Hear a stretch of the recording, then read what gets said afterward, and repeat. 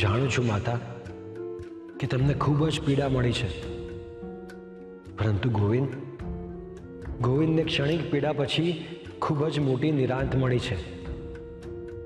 એનો જ આનંદ એના ચહેરા પર છલકાઈ રહ્યો છે. મૃત્યુ કપરું છે તુલસીમાં, પરંતુ મૃતક માટે તો એ મોક્ષ જ છે.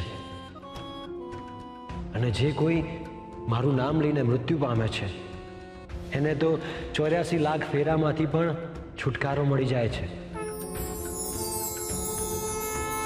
હવે તમે જ મને કહો, જો તમે તમારી જીદ છોડીને એને જતો નહીં કરો તો કેમ ચાલશે?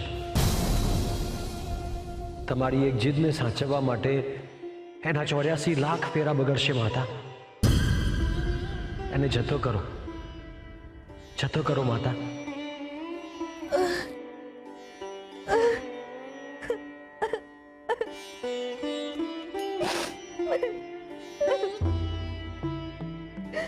ગોવિંદ, મારો દીકરો.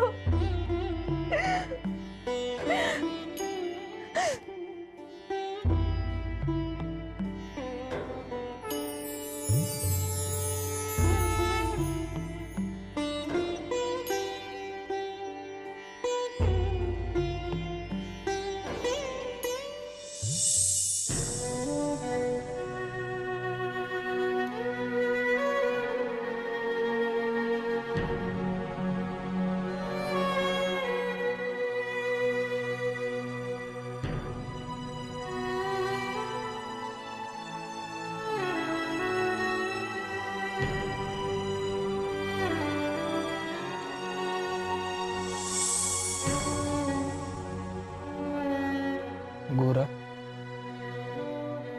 મારી વાત માન ભાઈ. તુલસી વહુ ભાનમાં આવે એ પહેલા તું એમની પાસેથી ગોવિંદનું શવ લઈ લે. આપણા છોકરાના ક્રિયાકર્મ તો હરખી રીતે થઈ જાય ને.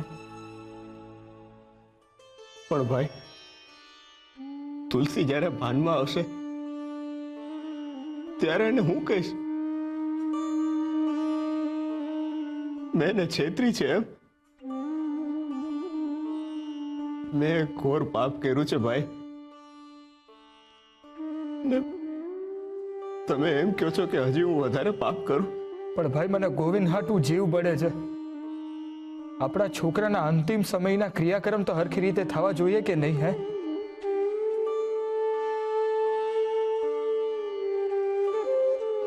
આપણે એને વિદાય તો આપવી પડશે ને ભાઈ.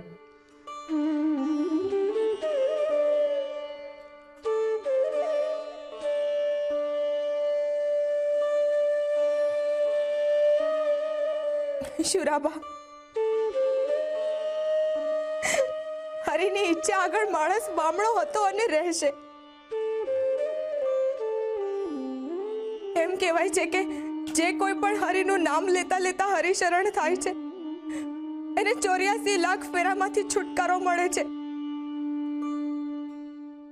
હરે કૃષ્ણ નામ સાંભળીને ખિલખિલાટ હસી પડતો મારો ગોવિંદ આજે હરિનું નામ લેતા લેતા એમના ધામમાં ગયો હશે. એટલે મને હવે એની કોઈ માયા નથી. જાઓ શુરાભા, ગોવિંદના અંતિમ ક્રિયાની તૈયારી કરો. વસમી છે પણ વિદાય આપો મારા ગોવિંદને. તુલસી, આ ગોળા પકડ.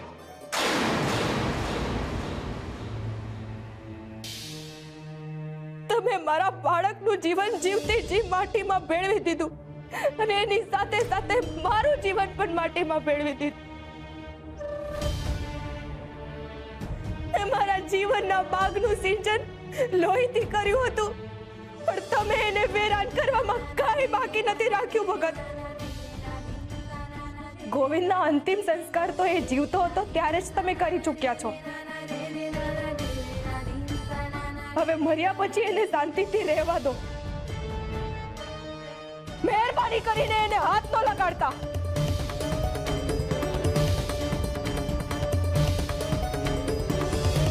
શુરાભા, એક મોટા બાપા તરીકે તમે જ ગોવિંદને ગળથૂથી આપી હતી ને, એટલે તમે જ હવે એનો અંતિમ સંસ્કાર કરજો.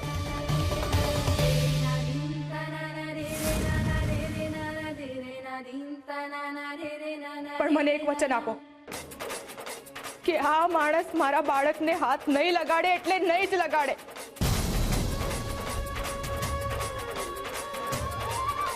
વચન આપો મને. તુલસી, હું જાણું છું કે મેં કેટલો મોટો અપરાધ કર્યો છે. ખરેખર હું તમારો અપરાધી જ છું. એટલે સુરા વચન આપે એનો સવાલ જ નથી ઊભો થતો. હું જ તમને વચન આપું છું ને આમાંય હું એટલો અભાગી ને પાપી માણસ છું, મને આનો હક જ નથી.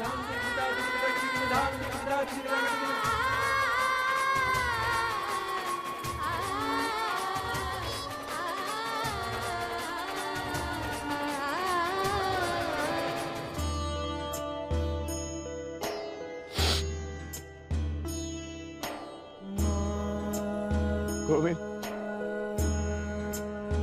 મારા દીકરા, મને માફ કરી દે. મારાથી અપરાધ થઈ ગયો છે, મને માફ કરી દે દીકરા. ગોવિંદ,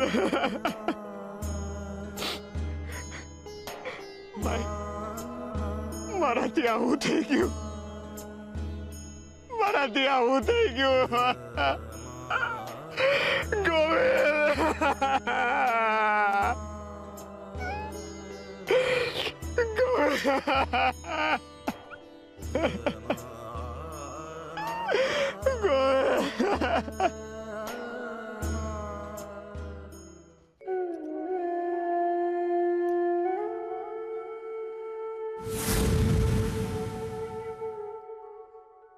નાથ,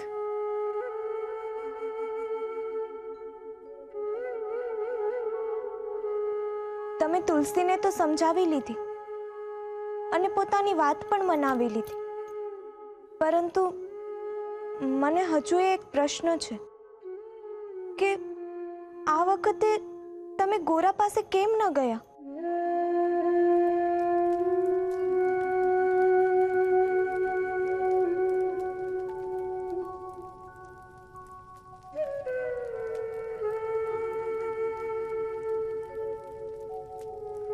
સ્વામી,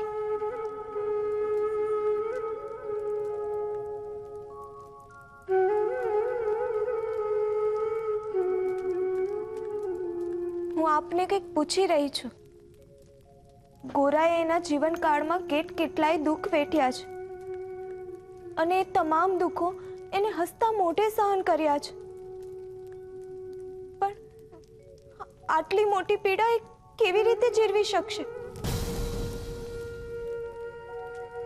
નાથ, આ જે પરિસ્થિતિનું નિર્માણ થયું છે એમાં તો ગોરાની અપરાધની ભાવના જેની ભક્તિની આડે આવીને ઊભી રહેશે. એક ભક્તની સાચી પરીક્ષા જે છે રૂકમણી, એક સાચા ભક્તનું જીવન અગ્નિ પરીક્ષાથી સહેજ પણ ઉતરતું નથી હોતું.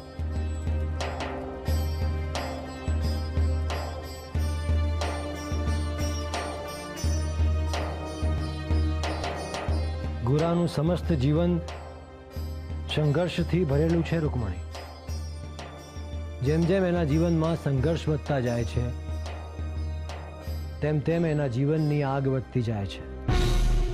સૌથી પહેલા પૂજારીએ એને મંદિરમાં મારા દર્શન માટે પ્રતિબંધ લગાવ્યો. એની પીડા.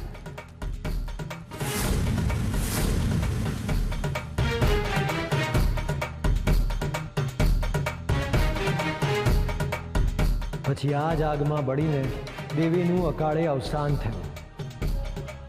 એની પીડા. ભક્તિના નામે, મારા નામે એ દિવાલમાં ચણાઈ ગયો. એણે પોતાનો જીવ જોખમમાં મૂક્યો. એની પીડા.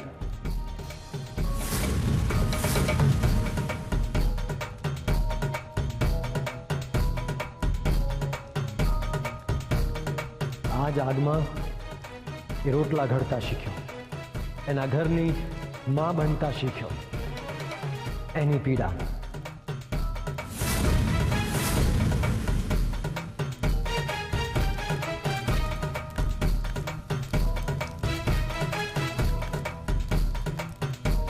મારા રૌદ્ર સ્વરૂપની આ જ આગમાં તે મારાથી વિખૂટો પડી ગયો. એની પીડા.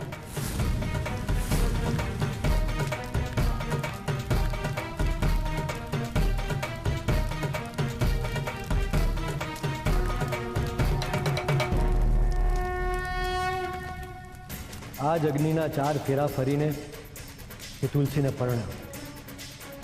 એનું મન મારી ભક્તિમાં લીન હોવા છતાં એણે ઘર સંસાર માંડ્યો.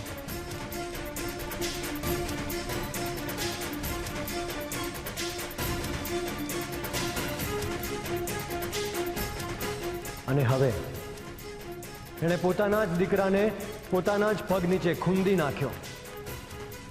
એની પીડા.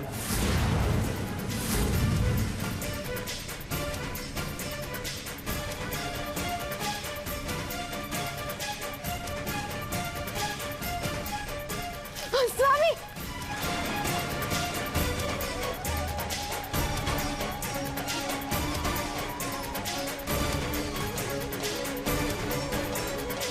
હવે મારો ભાઈબંધ આ જ આગમાં બળીને શુદ્ધ થશે. રૂકમણી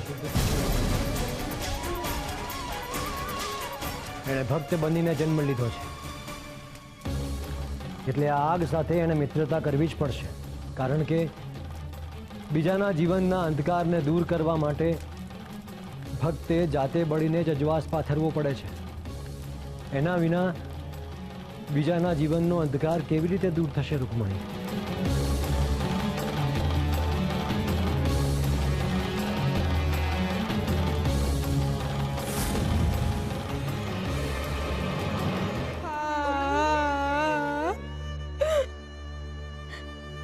ગોવિંદ, તું જ્યાં હો ત્યાં તને મારી યાદ નથી આવતી? ફરી તારું ધ્યાન તો રાખે છે ને બરાબર?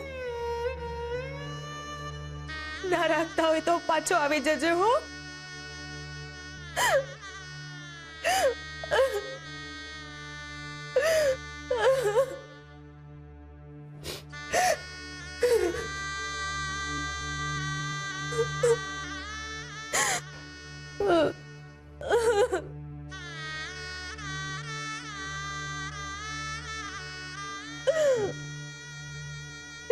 તુલસી,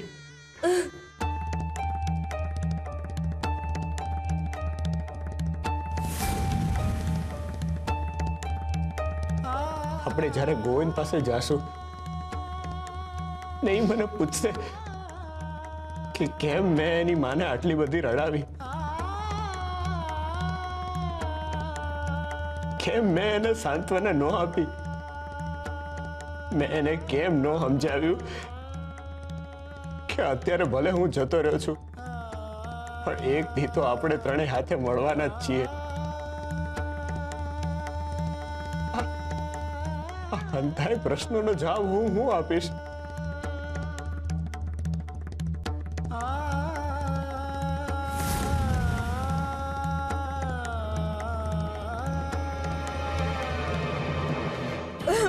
મને તમારું મોઢું પણ ના દેખાડશો.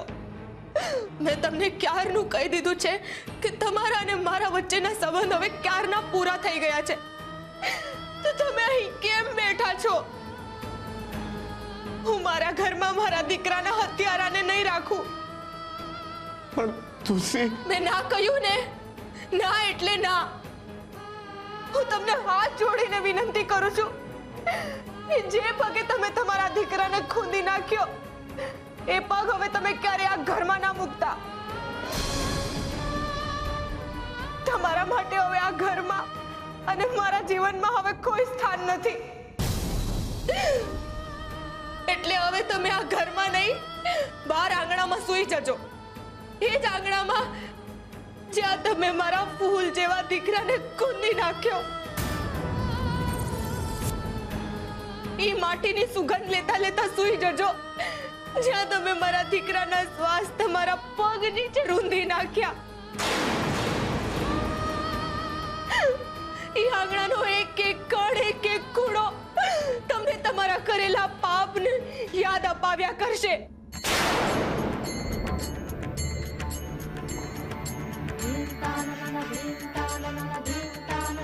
બસ એ જ આંગણામાં તમે હવે રહેજો. એ જ તમારી સજા છે.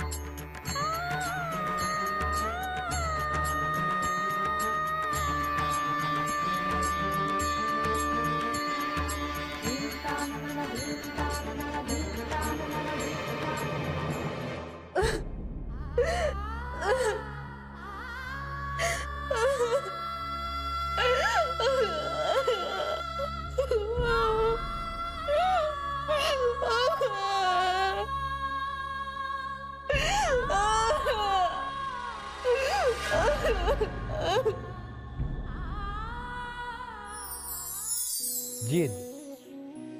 જીવનમાં દરેક મનુષ્ય ક્યારેક ને ક્યારેક જીદના ભાવમાં આવે જ છે. દરેકની જીદના પ્રકાર અલગ અલગ હોય છે. કોઈની જીદ બીજાને માટે નુકસાનકારક હોય છે, તો કોઈની જીદ એના પોતાના માટે પણ નુકસાનકારક હોય છે. જીદનો ગુણ છે એક જ વાત પર અડ્યા રહેવું, જ્યાં સુધી વિચારેલું પરિણામ ના આવે ત્યાં સુધી. આ જ કારણે ઘણીવાર મનુષ્યની જીદ કેટલાય મોટા વિનાશ સર્જે છે, તો સારી અને સાચી દિશાની જીદ ઘણીવાર કેટલાય મોટા સકારાત્મક પરિવર્તનો લાવે છે. અને એટલે જ મનુષ્યએ જીદ પકડતા પહેલા એ સમજી લેવું જોઈએ કે એની જીદ યોગ્ય છે કે અયોગ્ય, એ પરિવર્તન લાવશે કે પછી વિનાશ. જો જીત સત્ય માટેની હોય છે તો પરિણામ જીત જ હોય છે.